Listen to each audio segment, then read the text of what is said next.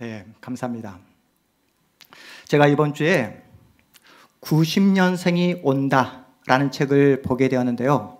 1990년생 20대의 젊은 청년들의 생각을 엿볼 수 있는 그런 책이었어요. 책을 펼쳐보니까 그들은 왜 구급 공무원의 길을 선택했을까? 라는 도발적인 질문을 던지는 거예요. 그런데 책을 읽다 보니까 그들이 그러한 선택을 하게 된 이유를 알겠더라고요. 여러분, 요즘 얼마나 취업하기가 힘든 현실입니까? 설령 어렵게 취업에 성공한다 해도 평생 직장을 꿈꾸기가 어렵잖아요. 그래서 요즘 젊은 많은 우리 20대 또 30대 우리 청년들이 어떤 시험을 준비하죠?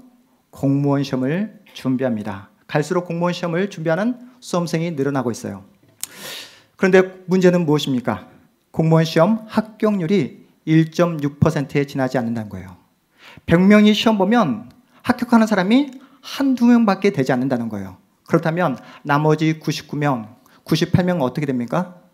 다시 그 어두운 고시촌으로, 독서실로, 노량진 그 학원으로 갈 수밖에 없다는 겁니다. 이미 삼수, 사수, 장수하는 수험생이 넘쳐나고 있다고 해요. 경쟁률은 갈수록 높아져만 가는데 수험생, 이 공무원의 그 시험의 인기는 갈수록 계속되고 있다고 합니다. 제가 이번 주에 그 차를 운전해 가다가 라디오 사연을 하나 듣게 되었어요. 어떤 사연이냐면 남편이 지금 6년째 경찰 공무원을 시험 준비하는 그런 남편에 대한 사연을 제가 듣게 되었습니다. 여러분, 6년 동안 공부를 했으면 매일매일 최선을 다해 공부해야 되잖아요. 처자식이 딸려 있잖아요. 그러면 더욱더 공부에 매진해야 되지 않습니까? 그런데 이 남편이 독서실에 있어야 될 남편이 그만 축구 경기장에 갔다는 거예요. 그래서 이 사실을 발견하고 너무나 속상한 나머지 이 아내가 해서는 안 될 말을 남편에게 했다는 그런 사연이었습니다. 그 사건 이후로 남편과의 관계가 너무나 서먹해져 그 관계를 회복하고 싶어서 이 라디오 사연을 보냈는데 그럼에도 불구하고 남편을 사랑한다고, 그래도 남편을 응원한다는 그런 사연의 내용이었어요. 저는 그 사연을 듣자마자 이 남편 너무하다. 눈치껏 행동해야지. 지금 1, 2년도 아니고 6년 동안 공부하고 있으면 축구장이 웬 말인가, 공부를 해야지 라는 마음과 한편에 또 순간 드는 생각이 정말로 짠하다, 너무나 짠하다라는 생각을 제가 갖게 되었습니다. 여러분, 1, 2년도 아니고 6년 동안 수험 생활을 하는 남편의 마음이 오죽하겠습니까? 그런 남편을 옆에서 바라보고 있는 아내의 마음은 오죽하겠습니까? 그 마음이 이렇게 느껴지자 마음이 짠하더라고요. 여러분, 육수를 하면서까지 이렇게 많은 젊은이들이 공무원 시험에 매달리는 이유가 무엇일까요? 컵밥을 먹어가며 새벽부터 저녁까지 그렇게 학원가를 다니고 또 그 좁디 좁은 그 고시촌에 들어가 오늘 또 그렇게 모든 젊음을 포기하고 공부하는 이유가 무엇일까요? 공무원 시험 합격이 자신에게 안정을 줄 거라는 믿음 때문입니다. 여러분, 우리가 살아가고 있는 이 시대가 얼마나 불확실합니까? 여러분, 평생 직장이 없잖아요. 지금 회사를 가도 언제 잘릴지 모르잖아요. 그러하기에 이 젊은이들이 공무원 시험을 준비하고 있다는 겁니다. 너무나 슬픈 현실이에요. 그들에겐 뭐밖에 보이지 않습니까? 공무원 시험 합격밖에 보이지 않는 거예요. 그래서 공무원이 되는 것이 전부입니다. 제 아들 이한이가 올해 초등학교 1학년에 입학했거든요. 얘가 학교를 가니까 학교가 전부더라고요. 여러분, 학교에 가서 문제를 풀다가 틀릴 수 있잖아요. 문제 틀리면 안 됩니까, 여러분? 틀릴 수 있죠. 그런데 이 아이가 문제를 틀리지 않으려고 엄청 긴장을 한다는 거예요. 심지어 학교에 가서는 모범생처럼 보이려고 엄청 착한 척을 한다는 겁니다. 얘가 누구를 닮았는지. 차마 제 아내를 닮았다고 말은 못하겠고. 여러분, 우리 애가 집에서는 그렇게 별로 착하지 않거든요. 동생을 이렇게 괴롭히고 틈만 나면 동생을 이렇게 힘들게 합니다. 그런데 학교만 가면 얘가 천사로 변한다는 거예요. 우리 아들에겐 학교가 전부입니다. 여러분, 고등학교 시절을 한번 생각해 보세요. 우리에겐 그때 그 시절 무엇이 전부였죠? 성적이 전부였던 그때 그 시절이 있었잖아요. 그때는 대학 입학이 전부였던 그런 시절이 있었습니다. 그런데 고등학교를 졸업해 보니까 어떠십니까? 더 넓은 세상이 우리를 기다리고 있잖아요. 예전에는 대학 졸업장이 내 인생의 전부라 생각하고 그 대학 졸업장을 믿고 생활을 했는데 살아보니까 대학 졸업장도 그렇게 중요하지 않던데요, 여러분? 그렇지 않습니까?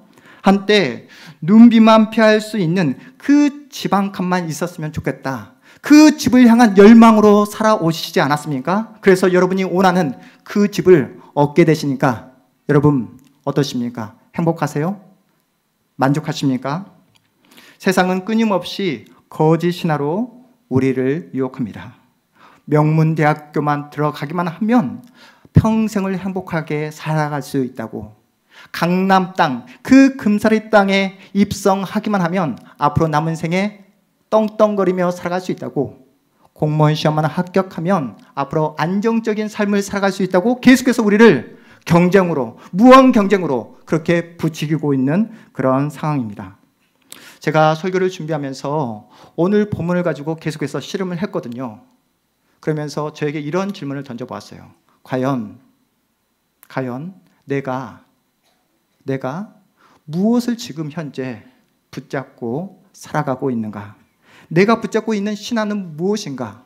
내가 추구하고 있는 욕망의 대상은 무엇인가? 무엇이 내 인생을 지금 이끌어가고 있는가? 이런 질문을 던져보았어요.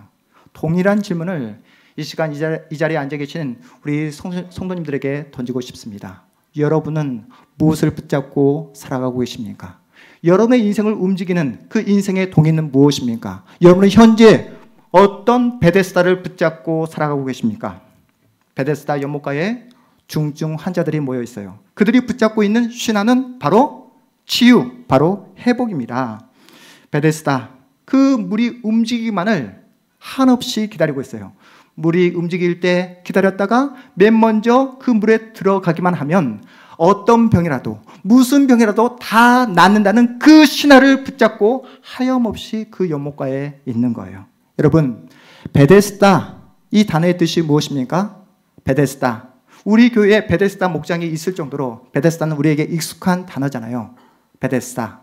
히브리어로 베이트와 헤세드의 합성어입니다. 베이트 그러면 집이라는 뜻이에요. 베이트가 무슨 뜻이라고요? 집. 그리고 헤세드, 여러분 헤세드 많이 들어보셨죠? 헤세드는 무슨 뜻입니까? 은혜, 자비라는 뜻을 가지고 있어요. 그래서 베데스다 그러면 은혜의 집, 자비의 집이라는 뜻을 갖게 됩니다. 수많은 중증 환자들이 자신이 나을 수 있다는, 자신이 치료받을 수 있다는 그 소망 한 가지를 가지고 은혜의 집이라 불리는, 자비의 집이라 불리는 베데스다 연못가로 몰려들었어요. 보니까 자신보다 더 중한 병으로 아파하는 그 환자를 보게 된 거예요. 서로 가엾게 여겨줍니다. 함께 아픔을 공감해요. 함께 그 시간들을 보냅니다. 동변상련의 그 아픔을 함께 느끼는 거예요. 그 평화를 누립니다. 위로를 느껴요. 언제요? 물이 움직이지 않을 때만요. 여러분 좀 이상하지 않습니까? 이 환자들은 물을 움직이기만을 기다리고 있는데 물이 움직이지 않을 때만 평화를 누리는 게 좀 이상하게 느껴지지 않습니까? 물이 조금이라도 움직인다는 낌새가 발견되면, 포착되면 베데스다는 가장 잔인하고 폭력적인 장소로 돌변합니다. 제 미국 유학 생활 그 경험인데요. 저는 하나님을 더 알고 싶어서 유학을 떠나게 되었습니다. 우리 장로교회가 추구하는 개혁신학이 얼마나 풍성한지 그 개혁신학에 대한 더 깊은 공부를 하기 위해서 제가 미국 켈빈 신학교로 유학을 떠나게 되었어요. 그런데 막상 유학을 가보니까 그곳에서 공부하는 많은 한인 목사님들이 계시잖아요. 그 한인 목사님들이 병을 가지고 있는 거예요. 병. 어떤 병이었을까요? 어떤 병이요? 박사병을 앓고 있더라고요. 네. 하나님을 더 깊이 알아가겠다는 그런 순수한 마음은 어디론가 사라져버리고 하나님과 더 친밀한 관계, 하나님을 더욱더 뜨겁게 사랑하겠노라, 하나님을 더 깊이 만나겠노라 했던 저의 그런 순수한 마음은 어디론가 사라져버리고 저 또한 박사병에 걸려있더라고요. 시간을 아껴보겠다고 도시락을 싸가지고 다녔습니다. 고등학생도 아닌데 30대, 40대 목사님들이 도시락을 들고 다니는 그런 풍경을 한번 상상해 보십시오. 어떤 목사님은 저녁 시간도 아깝다고 도시락을 2개 싸가지고 다니는 목사님도 계셨습니다. 성적에 얼마나 예민했는지 몰라요. 점수 하나에 울고 웃었던 그런 시절이었어요. 제가 다녔던 신학교에서는 분과별로 하나에 오직 한 명만이 박사 과정에 들어갈 수 있었거든요. 그러니 얼마나 경쟁이 치열했겠습니까? 모두가 다 경쟁자예요. 그때는 박사가 되는 게 전부인 줄 알았어요. 오늘 본문의 베데스다 연못의 모습이 딱 이렇습니다. 오직 1등만이 치료를 받을 수 있는 곳이에요. 실제로 가장 힘들고 가장 아픈 사람일수록 그 은혜와 자비에서 가장 멀어지는 곳, 지독한 차별과 소외가 발생하는 곳, 그것이 바로 은혜의 집, 자비의 집이라 불리던 베데스다 연못이었습니다. 여러분, 은혜가 무엇입니까? 내 힘으로 할 수 없는 것, 내 능력으로 감당할 수 없는 것을 아무런 대가 없이 선물로 받는 게 은혜잖아요. 내 힘으로 고칠 수 없는 그 모든 질병을 아무런 조건 없이 고침을 받는 게 여러분 은혜이지 않습니까? 내 힘으로 해결할 수 없는 내 인생의 문제, 가정의 문제, 자녀의 문제, 내 인생의 진로의 문제, 미래의 문제를 해결받는 게 바로 은혜잖아요. 세상이 만든 신화를 붙잡고 베데스다 연못에 나왔어요. 그런데 치열한 경쟁을 해야 합니다. 나보다 약한 사람을 짓밟아야 해요. 무슨 수를 써서라도 1등을 해야 합니다. 여러분, 이런 곳이 진정 은혜의 집, 자비의 집이라 불릴 수 있을까요? 베데스다는 희망을 가질 수도 그렇다고 떠날 수도 없는 그런 잔인한 장소가 되어버렸습니다. 말만 은혜의 집이지 전혀 은혜가 작동되지 않는 곳, 말만 자비의 그 집이라 불릴 뿐이지 전혀 자비를 경험할 수 없는 무자비한 곳이 바로 어디라고요? 오늘 본문에 등장하는 베데스다 연못이었습니다. 사실 우리가 살아가고 있는 우리의 삶의 현장이 이 베데스다 연못과 너무나 흡사하지 않습니까? 한 명의 승자를 만들기 위해 나머지 모든 사람들을 다 패배자로 만들어버리는 그런 냉혹한 현실이잖아요. 잠시도 세상이 우리를 가만히 두지 않습니다. 뭔가 하지 않으면 여러분 우리 스스로 너무나 불안해하잖아요. 남들보다 뒤처지면 내가 남편의 역할, 또한 아내의 그 어떤 역할, 자녀의 역할을 못할까 봐 전전긍긍할 때가 얼마나 많습니까? 뭔가 성과를 내야 한다는 그런 강박관념에 사로잡혀 살아갈 때가 여러분 우리가 얼마나 많습니까?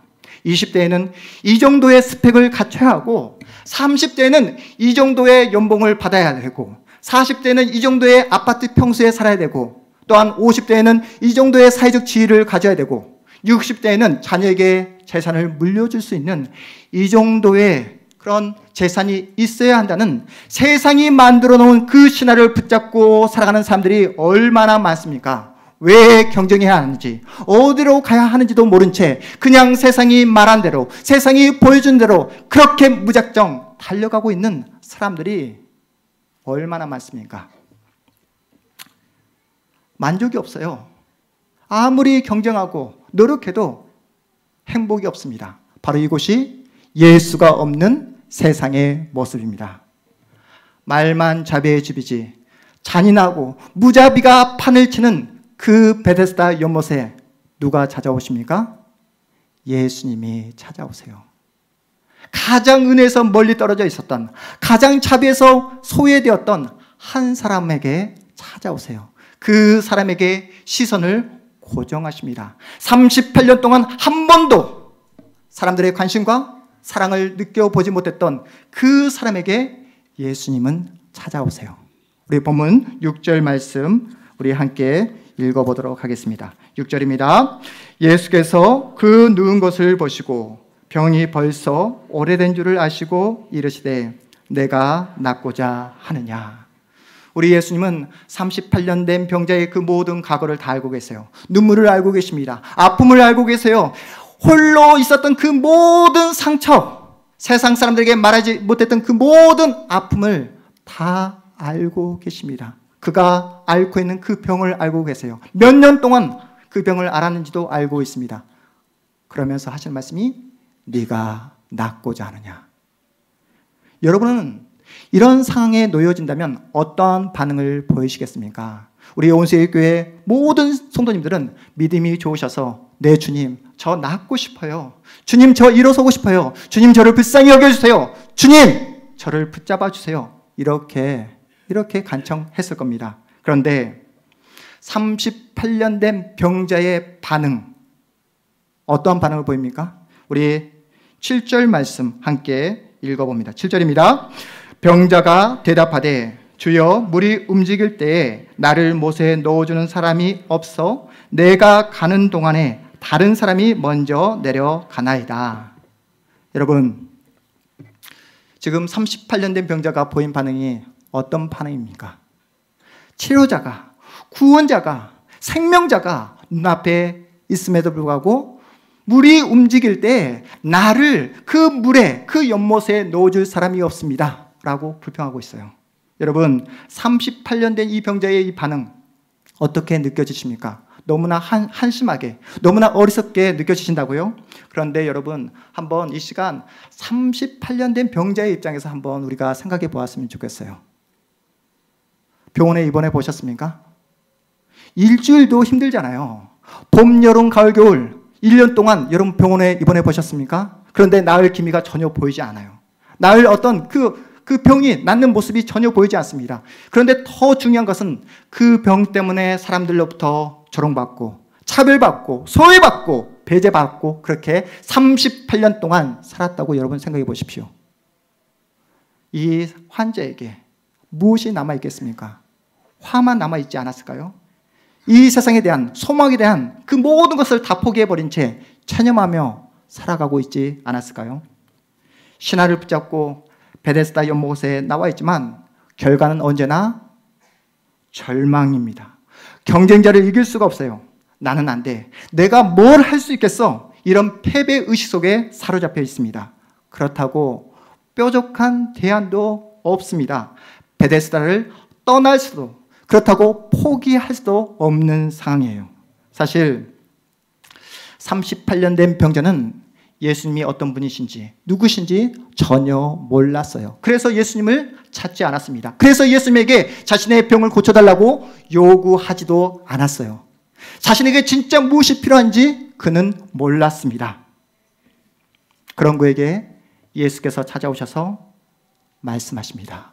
네가 낫고자 하느냐? 그 예수님을 모르기에 38년 된 병자의 반응이 이렇습니다. 지금 저 놀리세요? 지금 저 병 낫고 싶어서 여기에 있는 것이지 제가 무엇하러 여기 있겠습니까? 라고 마구 따지고 싶은 마음입니다. 그런데 그 모든 울분을 쏟아내버리고 싶은 그 마음을 가까스로 참고 이렇게 말을 하는 거예요. 1등으로 연못으로 들어가고 싶지만 저를 도와줄 사람이 없습니다. 이렇게 세상을 원망하며 세상에 만든 신화에 사로잡혀 살아가는 그 38년 된 병자를 예수께서 치료해 주십니다. 여러분, 예수님은 38년 된 병자를 베데스다로 데려가셨습니까? 아니에요. 세상에 만든 신화가 이 38년 된 병자를 고쳐냈습니까? 아닙니다. 베데스다 연못이 그 38년 된 병자를 고쳐낸 것이 아니라 살아계신 예수께서, 능력의 주 예수께서, 그 능력의 주 예수 그리스도의 말씀으로 그 38년 된 병자를 고쳐내십니다. 일어나 내 자리를 들고 걸어가라. 일어나 걸어가라. 예수님은 38년 된 병자의 그 질병을 고쳐주셨습니다. 마음의 상처까지 고쳐주셨어요. 지금까지 그 사로잡혀 있던 그 모든 패배의식 속에서 벗어나게 하셨어요. 그리고 신화에서 벗어나게 하셨습니다. 여러분 보이십니까? 세상은 1등만을 기억하지만 우리 예수님은 차별이 없으세요. 세상은 우리가 가지고 있는 외모, 우리가 가지고 있는 능력, 우리가 가지고 있는 그 어떤 옷차림을 통해 우리를 소외하고 우리를 배제시키지만 우리 예수님은 어떤 누구도 배제하지 않으세요. 여러분, 우리 예수님은 차별하시는 분이십니다. 무자비를 자비로 바꾸시는 분이 우리가 믿고 있는 예수 그리스도인 줄 믿으시기 바랍니다. 여러분, 사실 우리가 오늘 본문에 등장하고 있는 38년 된 병자이지 않습니까? 예수를 만나기 전 우리는 세상이 만들어 놓은 그 신화에 붙잡혀 살아갔잖아요. 나에게 진짜 필요한 게 무엇인지 몰랐었잖아요. 그런데 그런 우리를 예수께서 만나주셨습니다. 예수를 통해 이제야 비로소 보게 되셨잖아요. 예수를 만남으로 이제야 비로소 우리가 진리가 무엇인지, 생명이 무엇인지, 거룩이 무엇인지, 구원이 무엇인지 이제야 알게 되셨잖아요. 혹시 이 자리에 아직 예수를 만나지 못한 분이 계십니까? 그래서 38년 된 병자와 같이 세상을 원망하며 자신의 인생을 비관하며 하루하루 죽지 못해 살아가시는 분이 계십니까? 예수를 만나지 못해 생명과 진리를 몰라 여전히 세상이 만들어놓은 그 틀, 신화에 붙잡혀 살아가고 계시는 분이 이 자리에 계십니까? 예수님은 지금 이 자리에 앉아있는 여러분 한 분 한 분을 바라보고 계세요. 여러분의 눈물을 다 알고 계십니다. 여러분의 그 모든 인생의 아픔과 상처를 다 알고 계세요. 매주일마다 이 자리에 나오지만 풀리지 않는 여러분의 인생의 그 모든 문제, 그것 때문에 아파하는 여러분의 그 마음, 그 상한 마음을 우리 예수님 다 알고 계십니다. 이 자리에 나오지만 언제부터인가 예배에 대한 감격과 감동을 잃어버린 채 그렇게 예배하는 여러분의 영적인 상태를 다 알고 계십니다.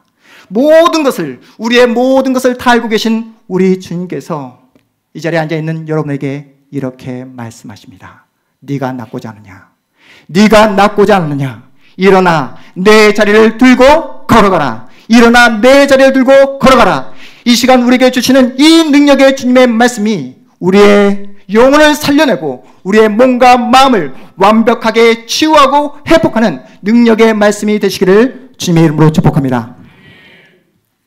사랑하는 성도 여러분, 예수님 안에만 여러분 생명이 있습니다. 예수님 안에만 여러분 소망이 있어요. 그러하기에 우리 예수님께서는 우리의 삶의 자리에 예수님의 말씀이, 예수 그리스도 그 능력의 이름이 회복되기를 원하십니다. 여러분 아시잖아요. 예수가 없는 곳에는 은혜가 없습니다. 세상이 만들어 놓은 베데스다에는 생명이 없어요. 자비가 없습니다. 세상이 만들어 놓은 그 연못이 아무리 화려하고 세련되고 그럴듯해 보여도, 그래서 많은 사람들이 벌떼처럼 그곳에 모여든다 할지라도, 그곳이 마치 소망이 있고 그곳이 마치 뭔가 희망이 있는 것처럼 보여진다 할지라도, 그곳에서 엄청난 기적이 일어날 것처럼 요란법석을 떤다 할지라도, 여러분 예수가 없는 곳에는 은혜가 없습니다. 예수 그리스도 외에는 소망이 없습니다. 예수가 없는 박사학위가 무슨 소용이 있겠습니까? 지금 생각해 보면 과거 박사병에 걸렸던 제 자신의 모습이 얼마나 한심하고 유치하게 느껴지는지 모릅니다. 그런데 여러분, 세상에 만든 신화가, 그 신화의 힘이 만만치가 않습니다. 잠시라도 예수를 놓치게 되면 금세 세상이 만든 그 신화를 붙잡고 살아가게 되더라고요.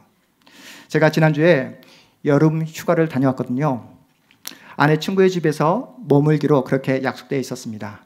그런데 생각지도 못했는데 아내 친구가 저희 가족을 위해서 특급 호텔을 잡아준 거예요. 놀라지 않네요? 특급 호텔인데? 특급 호텔. 네, 부러우시죠? 네. 그래서 호강하게 되었습니다. 네, 호텔에서 지내면서 야, 참 돈이 좋구나. 네, 돈이 좋구나 라는 사실을 새삼 느끼게 되었어요. 아내가 저에게 묻는 거예요. 부럽냐고. 부럽냐고. 제가 어떻게 대답을 했을까요? 제가 어떻게 대답을 했을까요? 네? 부럽다고요? 네? 여러분, 제가 그렇게 세속적인 목사로 보이십니까? 여러분, 저 목사입니다. 네? 제가 1초의 망설임도 없이 부럽다고 말했습니다. 네. 네. 솔직히 제 아내의 친구의 그 부유한 삶이, 안정된 삶이 정말 부럽더라고요. 그렇게 멋진 휴가를 마치고 집에 돌아왔는데 이게 웬일입니까? 집주인이 집을 팔겠다고 통보해 왔습니다. 하나님은 한순간도 제가 안정적인 삶을 취하라는 것을 원하지 않는 것 같더라고요. 흔드십니다. 여러분, 편안한 삶, 안정된 삶이 나쁜 겁니까? 나쁜 거예요? 나쁜 거예요? 아니에요. 아닙니다. 저도 편하게 살고 싶어요. 저도 안정된 삶을 살고 싶습니다. 그런데 여러분, 편안함이, 안정된 삶이 내 인생을 이끌어 가도록 해서는 안 된다는 거예요. 사실 편함, 안정은 세상이 만들어 놓은 신화입니다. 여러분, 계속해서 세상이 우리에게 말하고 있는 것이 무엇입니까? 안정된 삶을 살 수 있다고. 신화만 붙잡기만 하면 너도 안정된 삶을 살아갈 수 있다고. 세상이 만들어 놓은 그 신화의 틀 속에 우리를 가두려고 하잖아요. 예수님은 38년 된 병자에게 가장 필요한 것이 무엇인지 알고 계셨어요. 예수님이 38년 된 그 병자를 손에 붙잡고 베데스다 연못가로 데려가셨습니까? 아니에요. 38년 된 병자에게 돈을 주셨습니까? 아니에요. 세상이 말하는 그 편함, 그 안정감을 주었습니까? 아닙니다. 일어나 내 자리를 들고 걸어가라. 세상이 만든 신화에서 벗어나게 하셨어요. 사랑하는 성도 여러분, 이 자리에 앉아 계신 여러분은 지금 현재 무엇을 원하고 계십니까? 여러분이 지금 이 시간 가장 간절히 원하고 있는 것은 무엇입니까? 저는 목사로서 우리 성도님들이 아프지 않으셨으면 좋겠어요. 건강하셨으면 좋겠습니다. 할 수만 있다면 여러분이 사시는 동안 돈을 많이 버셨으면 좋겠어요. 편안하게 살아가셨으면 좋겠습니다. 여러분이 꿈꾸고 여러분이 소망하는 그 모든 소망을 다 이루셨으면 좋겠습니다. 왜 아멘 안 하시죠? 네. 그런데 우리에게 더 중요한 것이 있잖아요. 예수님이 나에게 주기를 원하시는 것이 무엇일까? 우리 예수님이 나에게 주기를 원하시는 것이 무엇일까? 우리 예수님은 저와 여러분에게 참된 자비를 주기를 원하세요. 생명을 주기를 원하세요. 예수님 자신, 예수 그리스도를 우리에게 주기를 원하십니다. 세상이 만든 신화에서 만족을 누리는 것이 아니라 예수 그리스도 안에서 참된 만족, 참된 안정을 누리기를 원하고 계세요. 우리 예수님은 우리에게 예수님만 갈망하기를 원하고 계십니다. 여러분, 사랑하는 성도 여러분, 그렇다면 여러분은 날마다 그 예수님을 갈망하며 살아가고 계십니까? 여러분의 가정은 어떠십니까? 여러분의 가정에 예수님이 계십니까? 예수님의 사랑이 있으세요? 가장 많이 사랑해야 될 부부 사이가 요즘 그토록 벽처럼 느껴지는 이유가 무엇입니까? 사랑하는 자녀와의 관계가 이렇게 힘들어지는 이유가 무엇입니까? 그래서 용기를 내어 대화를 나누려고 하면 할수록 더욱더 상처가 깊어지는 이유가 무엇일까요? 혹시 우리 가정이 예수를 붙잡지 않고 예수 안에 거하지 않고 세상이 보여주는 그 신화를 쫓고 있기 때문은 아닐까요? 이제 뜨거운 여름이 지나가고 오늘부터 목장 예배가 시작되잖아요. 우리 목장에 가장 필요하신 분이 누구십니까? 우리 목장에 가장 필요한 분이 누구시죠? 여러분이 큰 소리로 대답을 하지 않으시면 설교를 처음부터 다시 하도록 하겠습니다. 네. 우리 목장에 가장 필요한 분이 누구시라고요? 예수 그리스도. 여러분, 나의 삶에 가장 필요한 분이 누구십니까? 예수 그리스도. 우리 가정에 가장 필요한 분이 누구십니까? 우리 자녀에게 가장 필요한 분이 누구십니까? 우리 남편에게, 우리 아내에게 가장 필요한 분이 누구시라고요? 예수 그리스도. 이 자리에 앉은 우리 모두에게 가장 필요한 분은 예수 그리스도인 줄 믿으시기 바랍니다. 여러분, 날마다 예수님을 만나면요, 여러분, 세상이 겁나지가 않습니다. 두렵지가 않아요. 세상 속에서 참된 자유를 누리며 살아갈 수 있습니다. 세상이 주는 잠시 잠깐의 기쁨이 아니라 예수께서 주시는 영원한 기쁨을 누리며 살아갈 수 있습니다. 여러분, 누가 증인이죠? 누가 증인입니까? 이 자리에 앉아 계시는 여러분 한 분 한 분이 증인이잖아요. 여러분이 누구십니까? 예수의 사람이잖아요. 여러분이 예수를 만난 이후에 더 이상 세상이 말하는 신화를 쫓아가지 않잖아요. 세상이 우리에게 말하는 그 유혹 앞에 더 이상 주눅들어 살아가지 않잖아요. 설령 내 몸에 질병이 있다 할지라도, 설령 우리 가정이 경제적으로 어렵다 할지라도 내가 만난 예수 때문에 날마다 감사하며 살아가시잖아요. 내가 소유한 그 예수로 인해 언제 어디서나 여러분 기뻐하며 살아가시잖아요. 물론 지금의 내 삶이 너무나 힘들어요. 녹록지 않아요. 여전히 풀리지 않는 내 인생의 문제 앞에 날마다 무너지고 날마다 주저앉고 싶을 때가 많습니다. 하지만 내가 직면하고 있는 나의 이 가난보다, 내가 겪고 있는 나의 이 질병보다, 내가 지금 마주하는 이 불확실한 현실보다 예수님의 사랑과 은혜가 더 크다는 사실을 여러분 알고 계시잖아요. 사랑하는 성도 여러분, 예수님의 이름이 내 안에서 회복되잖아요. 예수님의 은혜가 내 안에서 여러분 작동되잖아요. 그러면 세상에 무서울 것이 없습니다. 초막이 문제가 되지 않아요. 높은 산이 거친 들이 문제가 되지 않습니다. 밀려오는 그 폭풍우가 무섭지가 않습니다. 나를 구원해 주신 예수께서 계시기에, 나에게 영원한 생명과 기쁨을 주신 예수께서 내 인생과 내 운명을 붙잡고 있다는 사실을 믿기에 그 어디서나 하나님의 나라를 누리게 되는 줄 믿으시기 바랍니다. 날마다 예수와 함께 기쁨을 누리시고 날마다 그 예수님과 동행하심으로 여러분이 계시는 그 자리가, 여러분이 계시는 여러분의 가정이, 여러분이 계시는 우리 교회가 참된 베데스다, 예수님이 주시는 참된 자비와 그 풍성한 은혜를 누리는 하나님의 나라가 되기를 주님의 이름으로 축복합니다.